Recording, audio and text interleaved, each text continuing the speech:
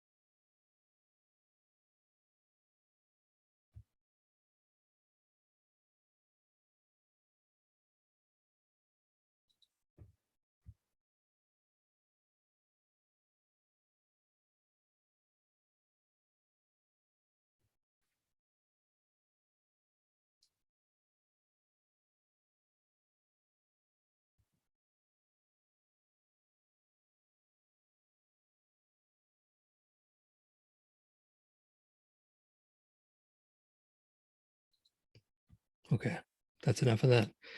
You get the idea, right? I was making a point there. I hope you understood. I was making a point there. How many of you were bored with that and by that?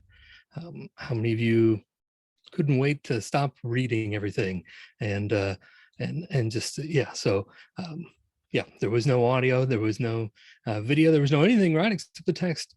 How exciting was that for you as a participant? How exciting do you think it was for our students? Again, as I mentioned in the text there, if you were reading along, I started teaching online in 2006. So it's been a while for me. And when I started teaching online in 2006, as it was, there were a few differences, right? Many of you are probably on Facebook. If you recall back then, Facebook looked a little bit like this. It was, a lot of what's your favorite this and your favorite that. And it was really exclusive at that time still to people with an edu address, right? So at that time, Facebook had 12 million users, which is not too bad. That's a lot of people, right? But today, as you know, if you're on Facebook, it's a lot different. It looks different. People use it for different things. We're buying things and stalking our high school classmates and things. Now they have 2.8 billion users as opposed to 12 million at that time, and that's how much progress they've made in that time. YouTube at that time was fairly new. They were uploading about 9 minutes of video every minute, which is a lot. I mean, that's a lot. Today, they upload about 500 hours of video every minute. And that's the progress we've seen in that kind of technology, right? At that time, you may be wondering, well, what was the iPhone like back at that time? What were smartphones? It didn't exist. We didn't have iPhones. Can you believe that? In 2006, as recently as that? And now you can't go anywhere without seeing this kind of image, right? Where everybody's on their iPhone. And just think about the average internet connection speed. I know when I started teaching, I was at a community college and we had a lot of students who were taking online classes in rural areas. So their connection speed was awful, and trying to do anything but look at text or download anything like that was a terrible experience. It took forever. Now we don't have that issue in a lot of the areas of the United States, right? We have the connection speed to be able to do more. So what we need to do is really upgrade. We need to upgrade our thinking about when it comes to online courses and the way that we deliver material and the way that we engage with students. If you're anything like me from my generation, you grew up hearing, take those earbuds out and stop watching that video. It's time for class to start. Stop doing those other things, right? And now we ought to be saying, okay, keep those earbuds in and get ready to watch some video. And that's the idea behind this presentation, what I wanted to share with you today, really. I'm calling this Content Creation 101. And it's just really is a beginner's guide to instructor-created videos. And I want to stress that it's a beginner's guide. If you've done much with video, you're probably going to be a little bored, but I want to talk to people about how easy this can be and how simple it can be to do just that, to create video and engage students in that way. So I want to talk about a couple of different things. Again, as we mentioned at the beginning, my name is Josh Rockey. There's my email, and it'll come up again later. I'm from Colorado Technical University, and I've been using video now for quite a few years and creating video. So I just wanted to share some basics to give you that nudge and give you the maybe the inspiration and an idea or two for how you can start creating content for your students and get away from that text-based thing and that we all were bored with at the very beginning, and get into some video creation. So here's what I want to share with you just briefly, and I do want this to be very interactive. I want it to be, it'll be me talking quite a bit, but I have no problem being interrupted. I tell my students that all the time. Please jump in at any time with any questions, any thoughts. You don't have to save them to the end. We'll have some time at the end for that as well. But I want you to jump in at any time so you don't forget what you wanted to ask. And we can, because if you have a question, as we all know, odds are other people do as well. So, but here's basically what I want to cover. Why video can be beneficial to you in the classroom. So the benefits of using video in the online classroom, and specifically instructor-created video, not just things that we pull off of YouTube and that other people have created, but why it's important for us to create and to use instructor-created video in our classroom. I want to talk about some of the basics of gear. That's sometimes people see that as a stumbling block or a hurdle. You know, I don't have what I need to create videos, or it's too expensive or it's too difficult or whatever. I want to talk a little bit about just some basics of the gear that you can use to get started. And then just a few best practices for beginners creating these instructor-created videos, some things to keep in mind. And then at the very end, I'm going to have a couple of assignments for you as well. If you choose to accept those, we'll have a couple of assignments for you to get the ball rolling a little bit, okay? So again, feel free to jump in any time, use your mic, use the chat, and I'll try and keep an eye on the chat as well, and answer any questions that I can there. And certainly at the end, we'll save time and I'll answer anything that I possibly can for you then. Okay, let's get started by talking about the benefits of video. Why is instructor-created video beneficial to us in the classroom? It takes time, it takes energy, it takes resources to create these things. So why should we do it? Well, first of all, there's a great sense of familiarity for students when we use video to engage with them. I mean, what do we spend so much of our time doing? If you're anything like me, or really if your kids are anything like mine, or if your students are anything like my kids, they don't have a favorite. If you ask them what their favorite TV channel is, they don't know. If you ask them what their favorite TV show on, like when it airs and things, they would say, "What are you talking about? I just stream everything." And if you asked our middle son, he doesn't even watch TV. He just watches everything on YouTube. Like, he has favorite YouTube channels, and these are college age kids. Our kids are older. They're college age kids. Their familiarity is with video. You know, growing up in my generation, you know, I was born in the 70s, grew up in the 80s, 90s. I mean, we read a lot. Everything was kind of reading, right? Because that's what we had access to. We had access to books and newspapers and magazines. And so that's how we accessed information. But today, the familiarity is with video. College age kids in particular, and even adults now, really, we are all so familiar with video. That's how we've gotten accustomed to receiving our information. So there's this familiarity with the medium, and there's a familiarity with how to engage with that. And so that's a way that we can benefit is by meeting students where they are, right? That's an expression that's used all the time. We need to meet the students where they are, and what they're familiar with is video. It's also very accessible. You know, if we're meeting students where they are, they have access to all of these tools.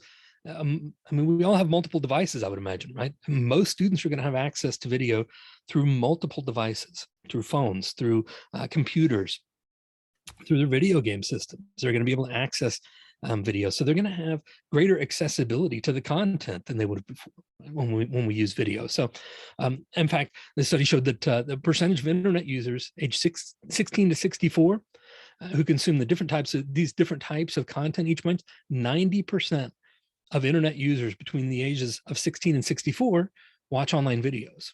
We're watching videos more than we're doing much of anything else online at this point. So, so it's something that is accessible. It's something that's familiar to us, and it's something we're doing anyway. So it's a way that we can meet our students where they are. It's also a way for us to create a connection. And this is the one I cannot stress enough. It is so easy for students to feel disconnected from their instructor, from the other students, from the world in general, when we are so isolated, because we have access to everything, but through this technology, right? And never has that been more readily apparent than during the recent pandemic. We could do everything, in our house, we did just about everything we could do before, and we didn't have to leave the house. We found ways to do our grocery shopping without leaving the house. We found ways to, and I'm sure our delivery people both loved it and hated us. We gave them job security, but they hated us probably seeing, because we had them coming here every day, bringing multiple packages, right? It's easy for us to be isolated, and so much more so in an online class that's full of just text-based information, right? We need to let people know, and let our students know, that there's an actual person on the other end of that computer, or on the other end of the phone, or however they're taking their class, right? We need to let them know that there's a person there. This is a great way. Instructor-created video is a great way for us to establish a connection with our students, to engage with our students. It really has big payoff in that area. I can tell you, in the time that I've been using video extensively in my classes over the last, 6, 7, 8 years, that I've been doing more and more and more video, increasingly over those years. And one of the comments I get most regularly on student evaluations is, we really love the videos. It's nice to be able to hear people and hear you and see you, and just, recognize that there's another human being there. Even though it's asynchronous, even though these are not live interactions like we're having now, right? This is asynchronous. This is something that I recorded. I posted on the class. I may even have recorded it, as we'll talk about. A dirty little secret here. I may have recorded it a year ago, this announcement video, and now I'm posting it to the class. But to them, it feels like, hey, there's a person there, and it feels like more like real time. It feels like human connection, certainly more so than just reading something on a screen. Right? So I really want to encourage you to consider that as a way to connect with your students, and really establish that engagement with them, which is so critically important, in particular in an online class. So there are lots of benefits to video, and these are just some of the major ones, and the research has supported this as well. We can dig into that, but the benefits of video include meeting students where they're at, in terms of they're familiar with the medium, the technology. They have access to video now. Certainly, internet usage has increased. Internet connection speeds have increased, so that video is a more reasonable ask for students, and more reasonable for them to access these things, and access them across multiple points of connection. And then that connection with a human being, it cannot be underscored, I don't think. So anyway, there are lots of benefits to video, and I'm really interested to hear what's some of the experiences that other people have had, if you've had some, and what benefit you found in that. So feel free to share that, and drop some of that in the chat as well. And I want to hear about it afterwards in kind of the Q&A session here that we're going to do as well. But just all kinds of benefits. There's such a big payoff for something that is not as much work as most people think. Okay? Now, as I said before, one of the stumbling blocks that a lot of people have in using video is, well, I don't have the stuff I need to create video. It's just, it's a pain. And, a few years ago, that would have been true. That would have been true. There were a lot of roadblocks, but now, any 5-year-old with a smartphone can create video probably. So you don't need anymore what you used to need, even just a couple of years ago. As we talked about how technology has progressed since 2006. I mean, it is grown and progressed exponentially in the area of video creation, and really the accessibility of video creation for just about anybody. If you've got anything with a camera and a microphone, then you can pretty much create video. But I want to walk you through some of the different gear that you might need. And by gear, I just mean the different pieces of technology that you can use, from the more simple up to a little more advanced. And before I even start that real quick, let me just say that this doesn't have to happen all at once either. You don't have to do all this in bunches. You can add to your gear as you go along, and increase your abilities as you go along, as you build more comfort here. But let's start at the beginning. What do you need to create to create a video with what you have right now? I'm guessing that right now you could do it with what you have and what's free. With what you have available to you right now, in your home, what you're already using to teach with, probably, especially if you're teaching online. And certainly if you have an online class that has any kind of synchronous requirement, or you're meeting, in a hybrid fashion where you're already online, you already have a camera and microphone that you're meeting online with students, even if it's not being recorded. But I'm willing to bet most people, if you have any kind of reasonably new laptop or desktop, that it's probably got a camera and a microphone installed in it.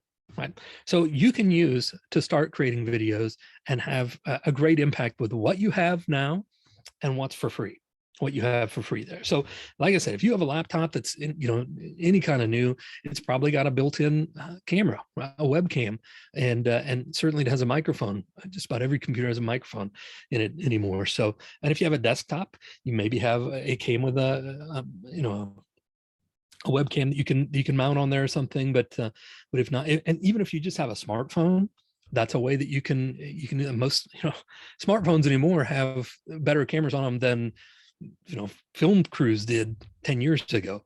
That's how far the technology has come. I mean, you can make legitimate movies on your iPhone anymore. So you have around, either through your computer, through your phone, or whatever, you have the capability probably to record video and audio, which is all you need really to start. And then if you're wondering, well, how can I do something where I can show my screen and can record that kind of thing? Well, there are a variety of different programs. One I use regularly is called Screencast-O-Matic, which has a free level, it's like many programs like that. The free level is not as expansive. It's more limited. For example, with Screencast-O-Matic in the free version, you can only record, I think the maximum you can record is 15 minutes for a video, which is plenty of time for an instructional video anyway. You don't want to go much, probably past 5 minutes, I wouldn't say, but there's limits on time, and there's limits on, you can't really edit within the program then. Yeah, and you're right, Mike. Who needs more time than that? Unless you're doing something specific, and then you can break it up. But really, as we're going to talk about, we ought to be chunking this stuff out anyway, not going past 5 minutes, 10 minutes, or at the most, because you're going to lose students again based on what they're familiar with. They're familiar with video, but they're familiar with shorter videos, right? They're not familiar with hour-long things. They want the snippets, and they want the brief little YouTube videos. I think the last time I looked, the average view time on YouTube for a YouTube video was like between 2 and 3 minutes. So I mean, they're looking at things shorter things. So yeah, and Katie loves Screencast-O-Matic as well, and yeah, they're easy to edit. There's lots of really good features with Screencast-O-Matic, and I should be clear about this too. I'm not paid by Screencast-O-Matic. I don't have any connection officially with them. It's just a program that I use and that I'm familiar with. There are others out there that I'm sure do the same thing. If you have a Mac, you probably got they have a program on there, I think, a movie making program on there that you can make simple edits. And the goal should be to keep it simple. The goal should not be to create these huge long videos and then have to edit it down and things. The goal should be to just kind of hit record, do what you need to do, hit stop, and have it ready to be put up online, really. And sometimes, especially if you don't have the ability to edit, that may mean going back and redoing it a couple of times until you get it right. And that's a learning process as well. But I'm telling you right now, with what you have in front of you, with what you're using to access this conference, you can record a video and put it up for your students, even if it's just a video to say, hey, I hope everybody's having a great week. Here's what we have going on throughout the next couple of days. I just wanted to give you a heads up and make you aware of these things. You have what you need, and it does not have to be advanced. It does not have to be really, you don't have to have explosions in the background, and you don't have to have all that kind of stuff. All you need is you. And if you want to add a little PowerPoint behind it, then that's fine, or something like that behind it. Screencast-O-Matic can help you do that. But technology is no longer a legitimate hurdle for people to make instructor-created videos. So I just want to have that out there very clearly. Now, you can use what you have, and you can use what's free. And there's nothing wrong with that, right? So what you have is effective in creating that connection with students, giving them something that's familiar to you, and we'll start that process. When I would suggest that's where you start too. I mean, that's where I started, and that's where I would suggest you begin this process. And as you get comfortable, then you can start to maybe, and if you want to, you can start to look at maybe adding to your tool set in terms of video creation so that you can do more, you can do things differently. And when you're doing that, there's a kind of a next level, as there is with anything, right? You don't have to jump in with both feet. You can kind of ease your way into these things. The second tier that I would talk about then, with that in mind, is one that has a small investment, but a big payoff. So we're not spending a ton of money here.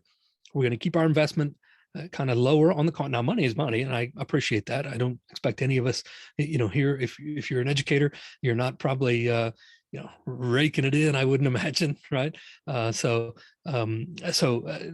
not talking about just really going gangbusters here, but with what little money we have. And in fact, I'll tell you just real quickly as a side note, my first investment in the equipment that I used to start creating videos and really ramping it up a little bit came through an award that I won for teaching in the institution that I was at that time. I won an award. It came with a small cash stipend that had to be used on educational equipment or educational whatever. So I used it on buying some audio and video equipment so that I could make better videos. So sometimes you can take advantage of things like that. But there's a way you can use a small investment and have a big payoff. So let me just give you an example of a made up set. Again, I want to be clear, I'm not sponsored by any of these people or these companies or anything. This is just happens to be equipment that I'm familiar with and that I know can be functional and can provide an upgrade for a lower cost. So, and I will I do have a handout as well that I can provide that'll list this information and have links to what I'm going to be talking about here. But so this is a kind of an introductory mic. This is the Samson Q2U microphone. It's really popular with podcasters, and it's a really good microphone. It's got a lot of versatilities, right? It's because it can be plugged into a standard system through what's called an XLR cable, which is the traditional, if you're familiar with mic cables, they have the 3 prongs, right? And so it can be plugged into a traditional system like that, but it's also USB capable. It's got a USB connection that you can just plug it directly into your computer, and it's a plug and play. It doesn't require a lot of software. It doesn't, so it's a quality mic. If we want to get into the technical aspects of it, it's a cardioid mic, and it's also dynamic. So what that means is that it keeps the sound from what's right in front of it. So you don't have to worry about a lot of external noise. It's not what they call omnidirectional. Right. It's which picks up noise from everything, everywhere. Right. The Samson Q2 is cardioid. It's just going to pick up right what's in front of it. So it's great for, like, I work from home. I'm at home right now. Right. So there are people here. My wife is here. Our son is here. And sometimes they're watching TV, or sometimes they're getting things out of the kitchen, but you don't hear it because it's only picking up what's right in front of them. Right. So there are some technical aspects that you'll want to familiarize yourself with in that regard if that's important to you. But this is a great mic, the Samson Q2U. I can't recommend it enough. I've been using it for about 1.5 years now. It's like I say, it's really popular with podcasters. It's versatile. It's not really big, and it's not very expensive as mics go. It's about $60. You can get this microphone for about $60, which is a pretty good payoff for what you're going to gain. And in my opinion, and I'm kind of a snob when it comes to sound things because I really love sound, but that's one of the first things people overlook.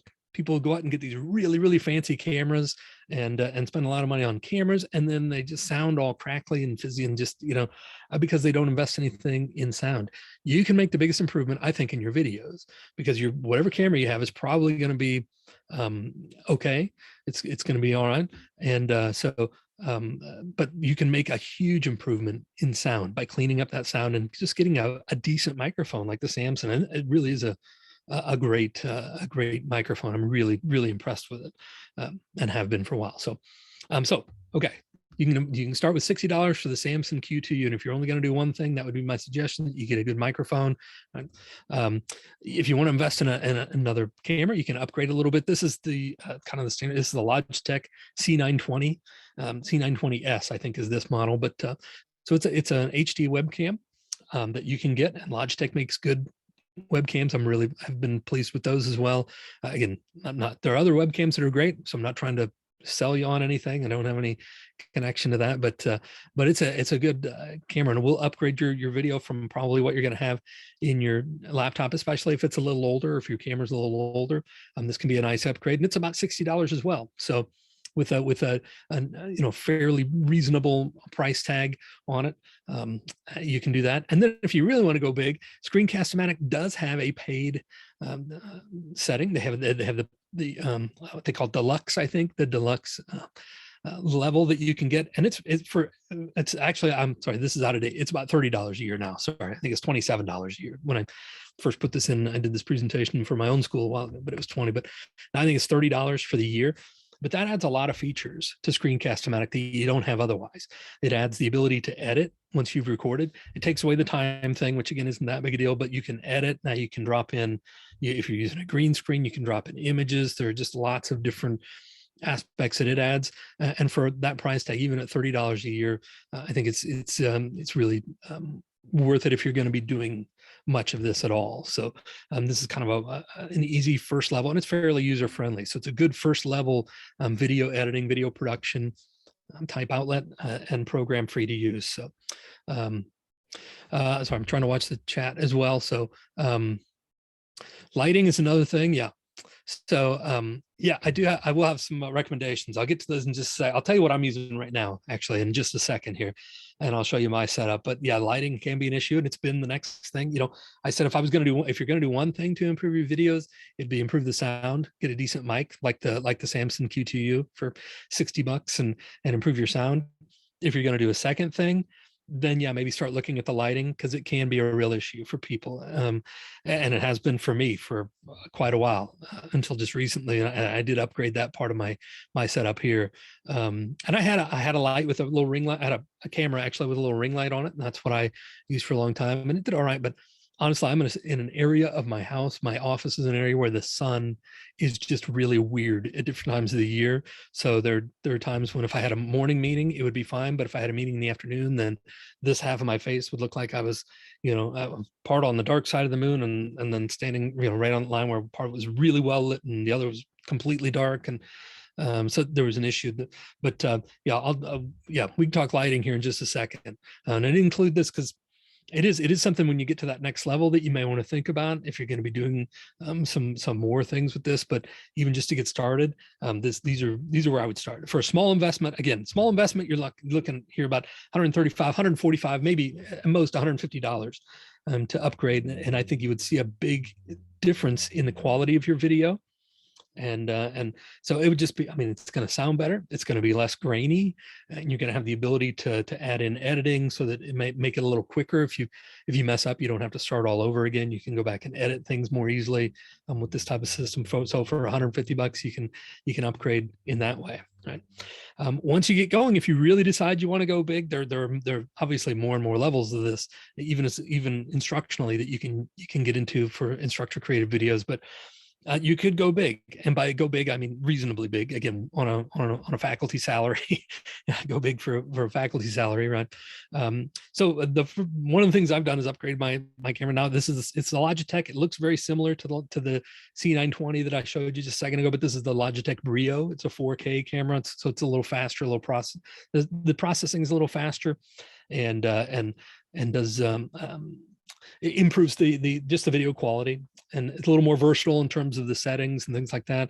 It is more expensive. So the C920 is about $60, runs about $60. The Brio runs about $160. So it's an extra, $100. But again, this is if you're really starting to look at expanding your capabilities here. If you find that function and you find that that could provide value, then this is one area that you could upgrade, right? You could also upgrade your microphone, and microphones go all the way up to, oh gosh, tremendously expensive. I just happen to show this is called the Shure, Shure. And again, I have a list, a PDF file with the list, and I'll make this available. I can send it to the folks so they can send it around too, as well as a handout with all the kind of a summary of the points that we've been talking about here. But this is the Shure SM7B. So Shure SM7B, and I can type that in the chat real quick. But the Shure SM7B is a professional quality microphone. It's a broadcast quality microphone. So sorry, I can't type and talk at the same time. So it's just called the Shure. There you go, Shure SM7B, and this is a broadcast quality microphone. It's professional quality microphone. This is the microphone. This is the style or type of microphone that Michael Jackson recorded the Thriller album on, if you're into that type of thing. But it's also, I can tell you, I haven't worked in radio for a while. This is a fairly standard mic to have in a radio broadcast booth. Shure products, yeah, they're absolute quality. Shure are great. Rode is great, depending on how you want to pronounce it. Rode, RODE, and then it's got is that an umlaut? Is that what that's called over the E? Something like that. They're Scandinavian, I think. So, or German, I can't remember. I should know that. But anyway, Shure is great. It's a great brand, and Rode is great. And so the Shure SM7B is a great microphone. Okay, how it is much more expensive. It's about usually about $400 now, which has actually come down in price a little bit. So it's an expensive mic, but it's a really great sound. I can tell you that I've over the years I've done some recording. Again, we have a studio at home. My wife and I both do some recording for audiobooks and audio tours and radio broadcast commercials for institutions that we've worked for and different things like that. So it's something we enjoy. So we have one here at home. And it's a great microphone, has a fantastic sound. But part of that is because it's ultra sensitive, right? So it's, when we're recording, we have pets. We have a dog who's neurotic and gets bored easily and has trouble sitting still, and we have a cat that's curious about everything. So any movement though, when the dog barks or something, even if we're in a different room recording, unless we're in like a fully soundproof booth, the Shure SM7B is going to pick it up. I mean, it's really sensitive. It's a really good mic, but it's very sensitive. Those are things you need to consider when you're using equipment like that. So a great mic, more expensive, but you have to be prepared to have the environment in which to use it effectively. So, but you can upgrade to the Shure SM7B. As far as production, you could update to Adobe Creative Cloud or something similar like that. There are, again, other programs. This just happens to be the one that I use. I use the Adobe Creative Cloud because I do enough recording, both video and audio, and I also do some design things, newsletters and different things like that it makes it a worthwhile investment for me. It is, even with the educator's discount, it's $360 a year. It's an annual subscription. So for the year, it's about $360. So that's a chunk of change. So again, these are things you need to consider. Am I going to get some value out of this? Is this going to be a good investment for me in terms of how much I'm going to use it? But there's so much you can do with it. I mean, if you really get into this, and if you're especially if you're thinking about maybe monetizing some of this, starting a YouTube channel and monetizing any of this or anything like that, then these are the types of tools you're probably going to need to look at. We have a return on investment like that. And that's sort of what I've done as well. A colleague and I created some videos for some public speaking classes that we put together, and we just put them on YouTube for our classes, and other people started using it and it took off. And then over the last couple of years, it's had enough traffic that it's monetized. We're able to, they give us some money for commercials or whatever that they play. And we don't charge, there's no charge for the videos, obviously they're on YouTube, but they send, and it's not a lot, but we've used some of that money to invest in things like this, to invest in and upgrade our cameras and microphones, and to invest in having the Creative Cloud. It can save time in terms of editing. It also allows me to do lots of different layering things and using green screens and moving things around, doing things like that more. So again, there are ways to go big, but you can scale up to these things. That's what I'm saying. I didn't just jump into all this with all this equipment. This is all stuff that I've developed over 8-10 years of really creating videos and determining what are my needs and if I'm going to take that next step. And so real quickly, I would share with you, and I mentioned that I would do this before. This is what I'm using. Oh, sorry. So overall, that's going to be about $920. I was getting ahead of myself. About $920 for that step up, which is a chunk of change. That's not small money. That's real money. And then if you decide you really want to go big, you can start looking at things like a mirrorless camera. This is the Sony A6000 mirrorless camera, which is great for recording, great for webcasting and all kinds of stuff like that. It runs about $600. So you're talking, upwards of $1,000 and really getting into serious money if you're just using this for classes and things. That's not really necessary. Again, you can use what you have and use what's free and still get a lot of the effect. But these are things you can think about when you start scaling up a little bit. Once you get more used to it and you decide you're ready for some more advanced tools, right? Just real quickly, I'll show you what I'm using right now, the gear that I'm using right now. I am using the Logitech Brio. I just got that a couple of weeks ago. Actually, I've been using, maybe a month, I guess. I've been using the Brio. It's really good. I really have enjoyed that as an upgrade to my camera. But again, it's the last thing I upgraded. I've upgraded everything else before I got to upgrading the camera, because I felt like I could have more impact by upgrading the sound and the lighting and things like that. So I'm actually right now, I'm using the Samsung Q2U. So I don't know how it sounds to you, but this is a plug and play microphone. Again, it's just plugged directly with a USB straight into my laptop. So there's no intermediary system. I don't have to have an EQ or anything like that to run it through. You can do all that, but again, it's got the multiple capabilities, I'm just running it through my laptop, and really does improve the sound. I think provides pretty clean sound. For a $60 price tag, that's just such a great payoff to me. So I do have right now. I have a 5x5 green screen. I don't know if you can tell that I'm using a green screen right now. Hopefully the video looks. I haven't even watching the video. Hopefully it looks decent. But I am using a green screen right now. So and I can show you what that looks like behind me. But this is literally it. It's just a 5x5 green screen. It does attach. It can attach to my desk chair if I wanted to. I have it hung up right behind me right now, just on a hook that I take out when I have meetings or different things. But that was about $60. I think I've had it for a couple of years, and it's great. It folds up. I can take it with me, and again, I can work from anywhere. I work from home, so I can work from anywhere. I just take that with me, and all of a sudden, I've got my office right behind me. It's the same image right behind me if I want. I do have some lighting, and I'll tell you this real quick, and then I'll show you.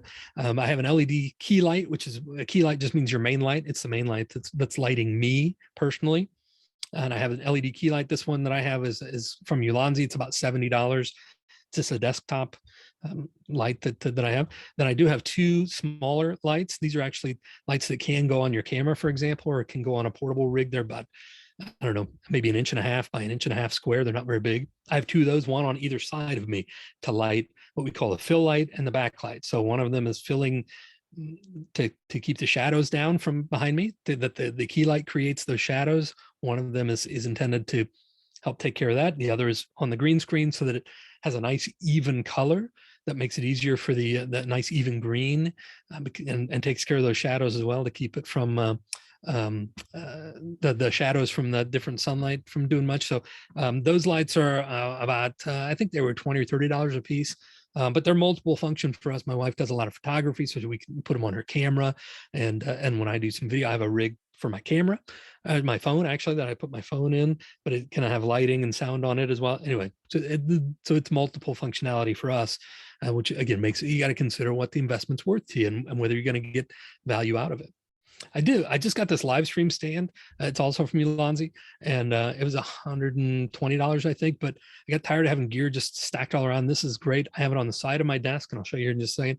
It's on the side of my desk, clamped down. It's holding my microphone, my webcam, and one of the lights, one of the smaller lights. And these arms are mobile, and then I can just push the stuff out of my way when I'm not using it. When I'm not in a meeting or recording, I can just push the microphone out of the way, but it's accessible. I can bring it back in within 30 seconds. I can have everything set up again. So it's been convenient for me, and I really have gotten a lot of use out of it. And I do have the Adobe Creative Cloud Suite. Obviously, I'm not using it here. We're on Zoom, but I do have the Creative Cloud Suite for me personally. Again, I get a lot of functionality out of it. So that's the gear that I use to create a lot of videos and to do what I do. So I just show you a quick. This is a quick picture. This is my actual desk. So pardon any mess or whatever. My wife will be mortified if she finds out I showed you a picture, because it's probably got some mess in it and she's worried about that. But this is my desk. This is where I'm actually sitting right now. This is a picture of where I'm at right now. And basically where things are set up. You can see this is the Samson Q2U. It's on a bit of a boom mic here, extended out. I've got my webcam also on the live stream stand that I talked about just a second ago. I have the three lights. The key light's the one in the middle. It's the bigger one in the middle that's shining on me. And then the other two are on the side that are coming in to take care of shadows and keep the green screen nice and even, that's hanging just behind me here. So a nice even color makes it easier for the program to get all that color out of there and put the image up behind me and make it a nice clean shot there. This is you can't hardly see it in this picture. I'm not a very good photographer, but that is the live stream stand. It's just clamped on. It's basically just a post that holds those arms, and it's holding right now the webcam, the microphone, and one of the lights.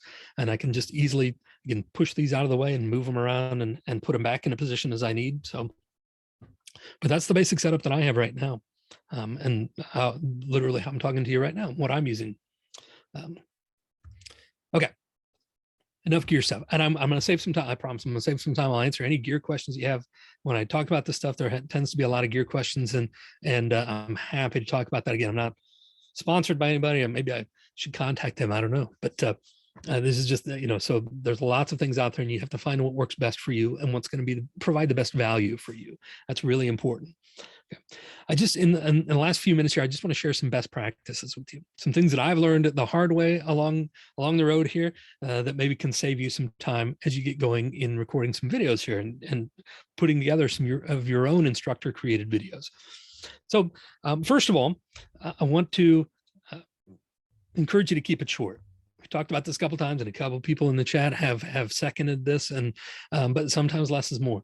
We're not accustomed to watching longer programs. I'll point to the news a lot of times as an example. When I was growing up, there used to be, a half hour or hour local news show, and then the national news. My dad always watched the national news. Each of those, that was an hour long, right? And so it was, hour and a half, 2 hours of news that we watched. And then eventually it got a little shorter. Those definitely got down to a half an hour. And then eventually we got headline news, right, which doesn't even actually exist anymore. But headline news used to give you the same news every 5 minutes. That was their deal, right? Every 5 minutes they would reset everything.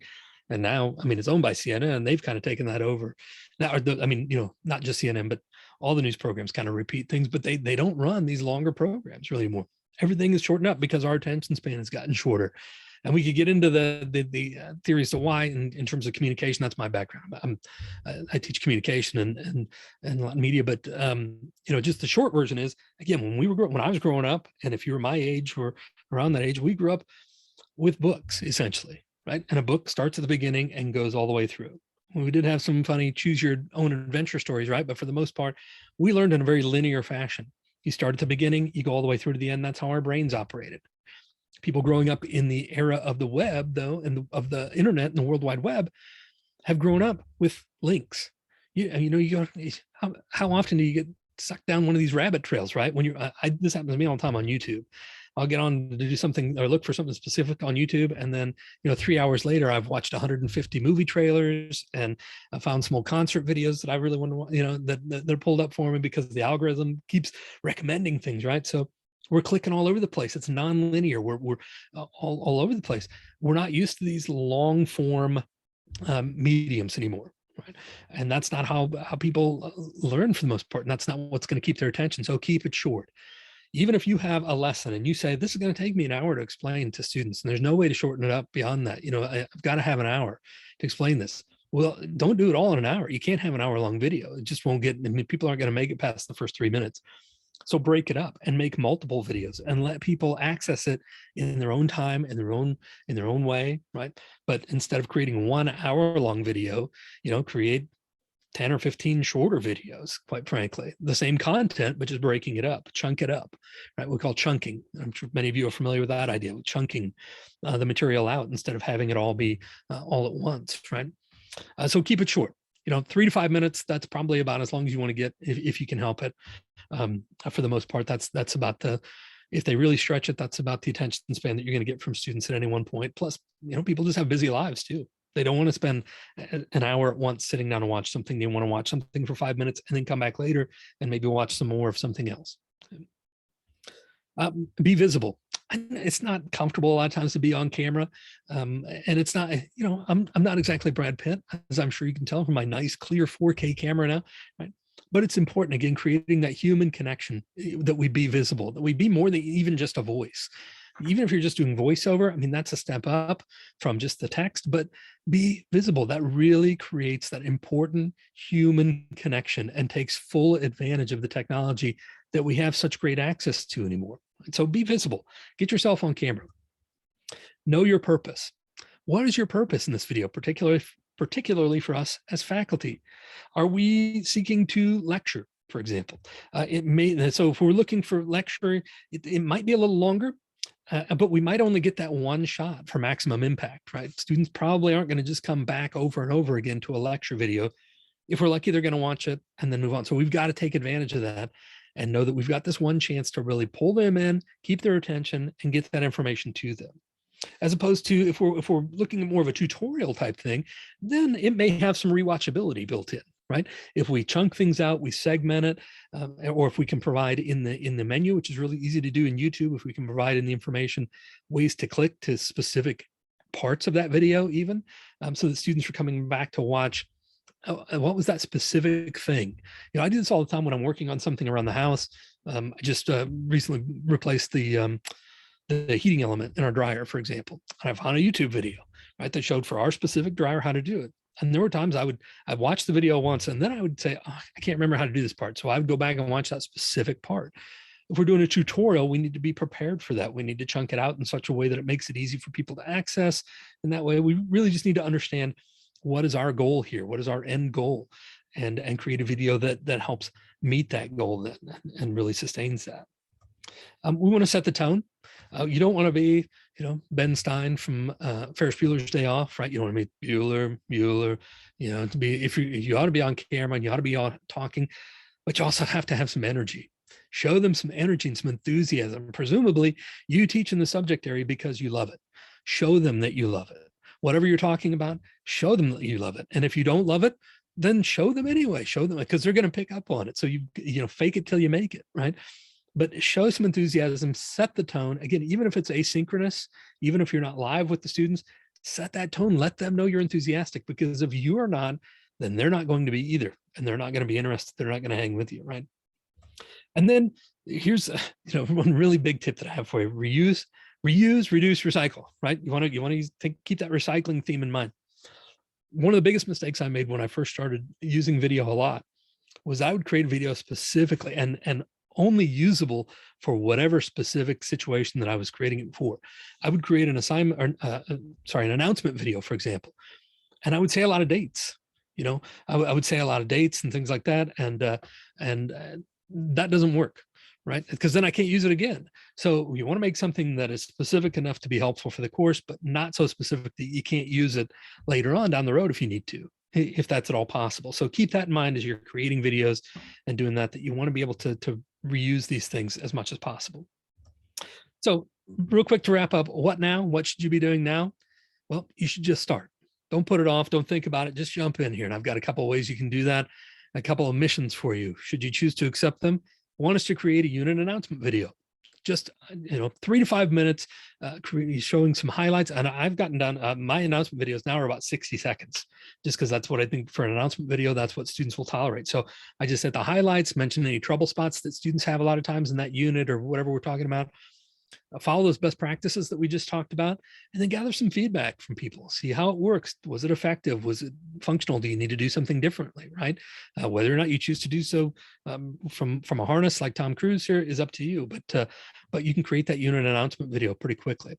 The other thing I want to ask you to consider to take on is creating a content video. Focus on one specific concept for whatever it is you teach, and whatever it is you're trying to convey, one very specific concept that you can explain in 3 minutes. Chunk it out, right? It doesn't have to be the whole discipline, just one concept. And again, use the equipment that you have on hand. Don't go out and buy anything right now. Start with the equipment that you have on hand, follow those best practices, and then ask people how it works for them, right? Okay. I know you were running right close to the time. I want to leave a couple minutes for questions. That's my email address, by the way. And what's the best way for me to share the files here? Can I share those in the chat, or should I send them to somebody? I can't remember. I know you're using Discord. We are using Discord, but if you don't have instructions on how to get to that, you can send them to me. Let me put my email address in, and okay. I will get them up there for you. Okay, that'd be fantastic. Yeah, and again, the handouts that I have are just they kind of summarize what I talked about, and then they have a list of the gear that I talked about. So so I'll get those to Cheryl, and she can make them available to anybody who wants them, or you can email me directly and I'm happy to send them to you as well. And they're just PDF files that have that information. But anybody have any questions or anything that I can answer? I tend to yammer on a lot about the equipment in particular. So, but I'd be happy to answer any questions here that I can, that we have time for, or be happy to respond to any emails that people have for me as well. There was one statement early, Josh, regarding the video product that you're using. Okay. Does it have an auto caption feature to that, or? Yeah, Screencast-O-Matic does, and okay. Adobe does as well. Yeah, and YouTube will do a lot of that as well. If you get in there and do it, it's not necessarily as accurate. But YouTube will, when you upload videos to YouTube as well, it will do that as well. So for you. Great. Yeah, great question. Somebody asked for some sample. I was going to just give you link to my channel if I can get that real quick. But Yeah, sure. Go ahead. And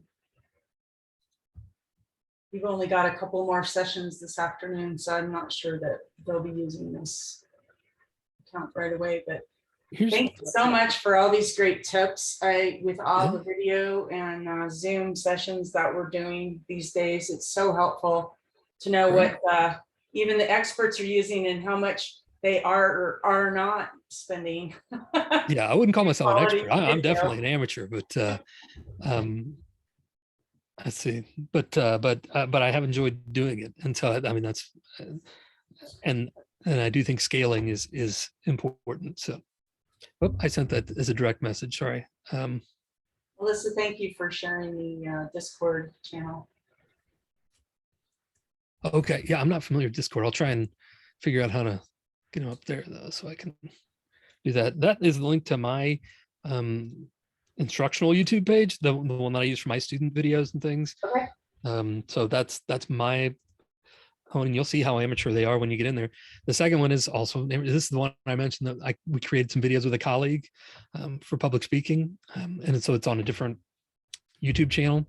It's called the Compadres because we're both communication people. So we're not very funny, but okay.